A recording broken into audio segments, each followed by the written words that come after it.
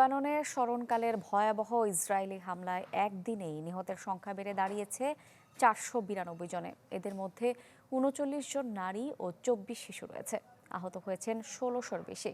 জবাবে ইসরায়েলের বিভিন্ন অবস্থানে পাল্টা আক্রমণ চালিয়েছে হেজবুল্লাহ।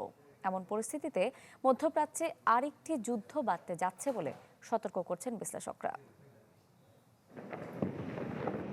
ইসরায়েলি নজিরবিহীন হামলায় 17 বছর পর সবচেয়ে প্রাণঘাতী দিনের সাক্ষী লেবানন।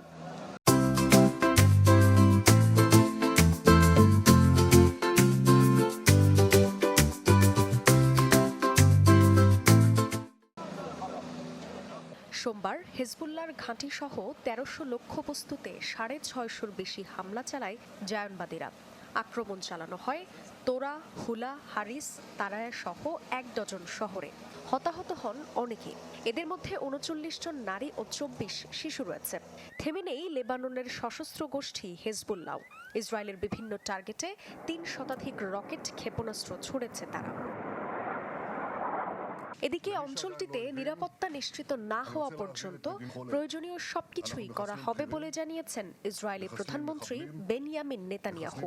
হুঁশিয়ারি দিয়ে হেজবুল্লাহ জানায়, সীমা অতিক্রমের মূল্য চোকাতে হবে তেল আবিবকে।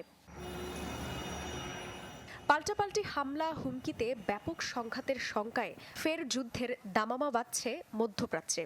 এতে নিরাপদ স্থানে সরে যেতে বাধ্য হচ্ছে হাজার হাজার মানুষ।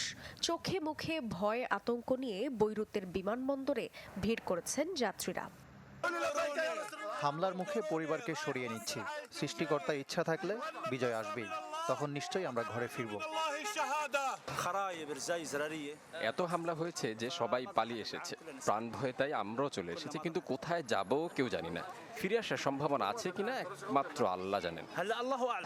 গাজা যুদ্ধকে কেন্দ্র করে দুপক্ষের মধ্যে উত্তেজনা বাড়লেও গত সপ্তাহে পেজার ওয়াকিটকি সহ ডিভাইস বিস্ফোরণের ঘটনার পর পাল্টা প্রতিশোধের হিসাব নিকাশে মরিয়া হয়ে উঠেছে ইসরায়েল হেজবুল্লাহ। জান্নাতুল সাদিয়া, চ্যানেল 24।